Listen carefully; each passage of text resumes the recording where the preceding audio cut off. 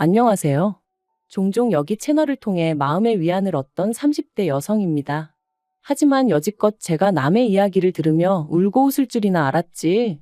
제 이야기를 하게 될 줄은 몰랐는데. 답답한 마음을 속 시원히 털어놓고 위로를 받으려니 여기만한 곳이 없네요. 비록 제 얼굴이나 이름은 밝힐 수 없지만 그래도 아끼는 동생이 겪은 일이다 생각하고 들어주시면 감사하겠습니다. 좋은 이야기도 아니고 친정 부모님도 저만큼이나 이번 일로 마음을 많이 다치셨다 보니 더 이상 두 분 앞에서 약한 모습은 보이고 싶지 않아요.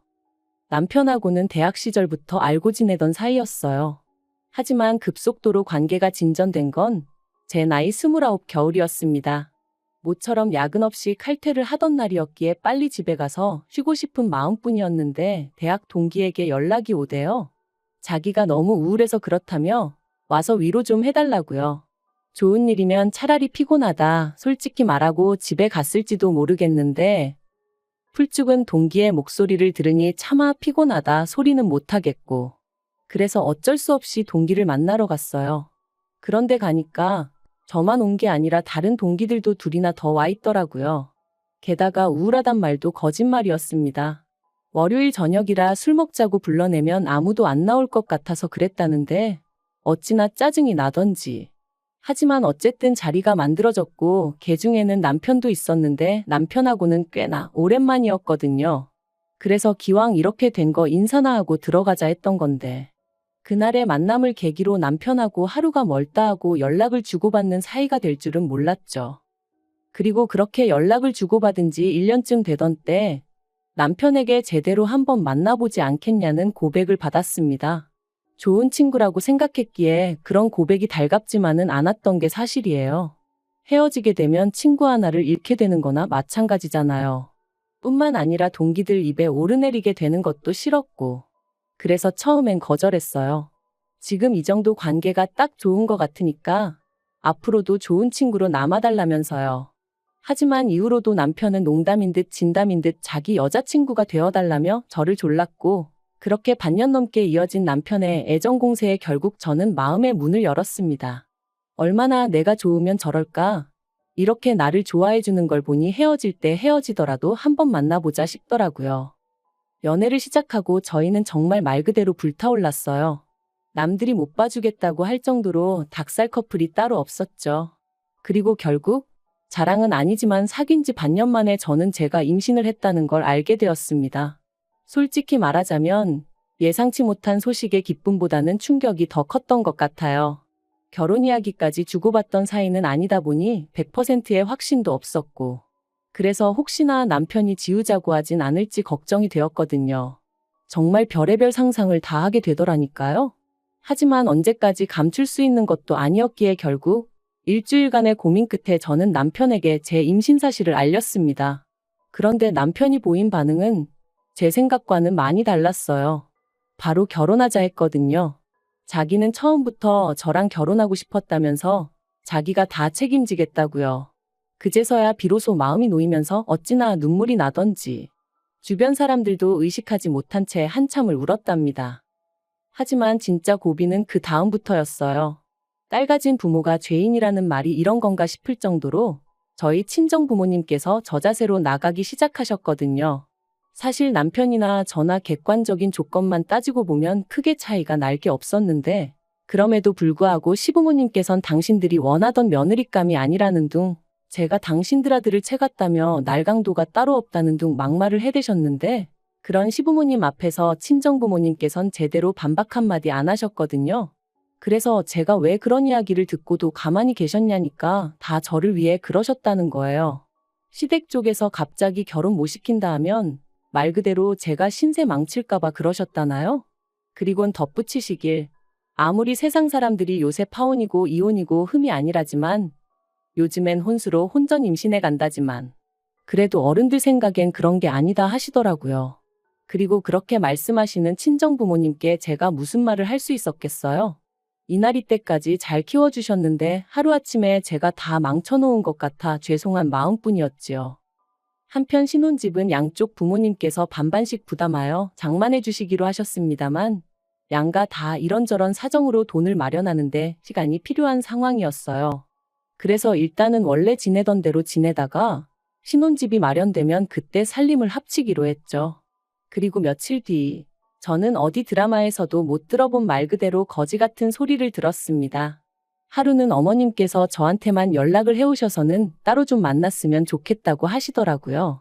그래서 바로 그날 저녁 퇴근하고 어머님을 만났는데 어머님께서는 제가 언니 부부와 같이 지내고 있다는 얘기를 들으셨다며 언제부터 그렇게 살았는지와 같은 것들을 물어보시더라고요. 그래서 저희 친정부모님이 귀농하신 이후로 언니랑 둘이 살다가 언니가 결혼하고선 셋이 살게 되었다 말씀드렸어요. 그랬더니 저더러 언니네 부부 사이에 꾸역꾸역 얹혀 사는 이유가 뭐냐는 거예요. 꾸역꾸역이라는 표현이 듣기에 거슬렸지만 얹혀 사는 건 제가 아니라 언니네 부부라고, 언니네 부부가 사정이 있어서 나가질 못하고 있는 거라고 말씀드렸죠. 하지만 어머님이 계속해서 아무리 그래도 형부라는 사람하고 너는 피 한 방울 안 섞였는데 한 집에 있는 게 이상하단 생각은 안 드냐 하시질 않나? 남녀 사이라는 게 불붙는 건 순식간이라며 내 아들하고도 결혼 이야기가 나오기도 전에 일을 저지르지 않았냐. 결국 듣다 못한 제가 도대체 하시고 싶은 말씀이 뭐냐고 단도직입적으로 여쭸어요. 그러자 어머님께서 네 형부랑은 아무 일도 없었냐는데 너무 더럽고 역겨워서 속이 다 미식거리더라고요. 그리고 지금 돌이켜 생각해보면 아줌마 제정신이냐고 하곤 그 얼굴에 물이라도 한 잔 끼얹었어야 하는데 그땐 정말 화가 나는 것도 나는 거지만 뭐랄까 이런 말을 들었다는 자체가 치욕스러워서 손발이 다 부들부들 떨렸거든요. 그래서 간신히 드라마 좀 적당히 보시라고만 했네요. 정상적인 사람들은 그런 생각은 못한다고 도대체 평소에 뭘 보고 들으시길래 그런 역겨운 생각을 하시는 건지 이해를 못하겠다고 말이죠. 이후로 저는 그렇게 먼저 자리에서 일어나 도망치듯 카페에서 나왔습니다. 그리곤 바로 남편에게 연락해 방금 어머님을 만났다며 어머님이 하신 이야기를 전했죠. 하지만 남편이 보여준 반응은 너무나 실망스러웠습니다. 일단은 만나자며 자기가 저 있는 곳으로 오겠다길래 그때까지는 그래도 역시 남편은 내 편이구나 싶었는데 기껏 와서는 저를 차에 태워놓고 한다는 말이 시부모님이 예전부터 남편한테 기대가 크셨는데 이렇게 번갯불에 콩구 어먹듯 장가를 가겠다고 하니 얼마나 속이 상하시겠냐는 거예요. 그러니까 저더러 그런 어머님 마음을 좀 이해해드리라나요? 어이가 없어서 당신 입장이나 내 입장이나 시부모님 입장이나 우리 부모님 입장이나 매한가지로 같다. 하지만 우리 부모님은 당신한테 할 말 못할 말 가려 하시는 거 모르냐 했어요. 그랬더니 그거야 사람마다 성격이 달라서 그런 거랍니다. 그리고는 자꾸 저더러 안 좋게만 생각하지 말라고 애가 다 듣는다나요? 그래서 제가 남편더러 나한테 이래라 저래라 하지 말고 어머님 입단속이나 잘하라고 쏘아붙였어요. 하지만 상황은 그렇게 끝나지 않았습니다. 출산 예정일까지 한 달이 채 남지 않았던 시점이었는데 친정어머니한테 연락이 왔어요. 그리고는 하시는 말씀이 좀 전에 저희 어머님이 이모님하고 같이 오셨다 가셨답니다. 참고로 제 친정은 서울에서 차로 3시간 거리에 떨어져 있고 남편이 주소를 알려드렸대요. 별 생각 없이 그냥 물어보시니 알려드렸다나요?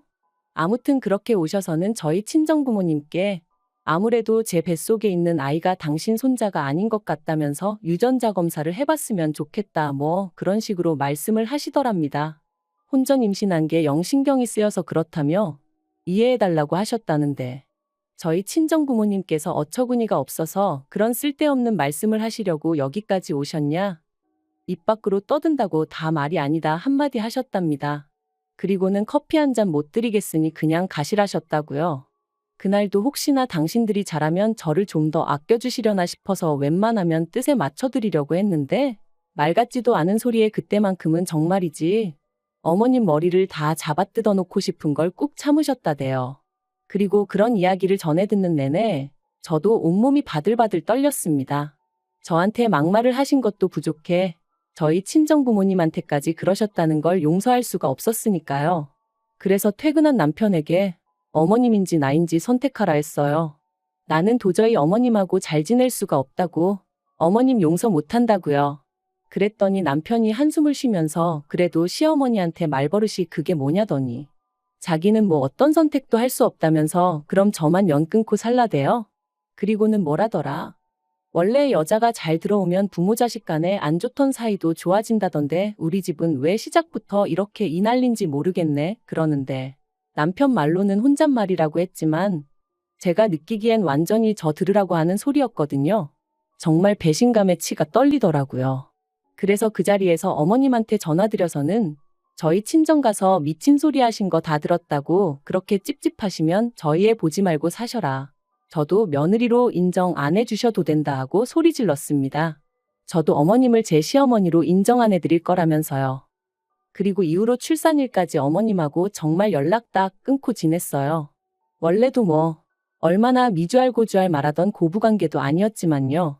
그런데 출산하고 이틀째 되던 날 보나마나 남편이 말했을 테지만 어떻게 아셨는지 어머님하고 이모님이 오셨더라고요.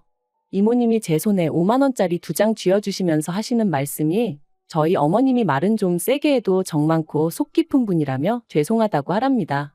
저도 자식을 낳았으니 엄마의 심정을 이해하지 않냐면서요. 모든 게 성가시고 짜증나고 그래서 그냥 가시라 했어요. 그런데 한 2주쯤 지났나? 그 무렵부터 어머님이 먼저 연락을 해오셔서는 뭐 필요한 건 없냐? 먹고 싶은 건 없냐?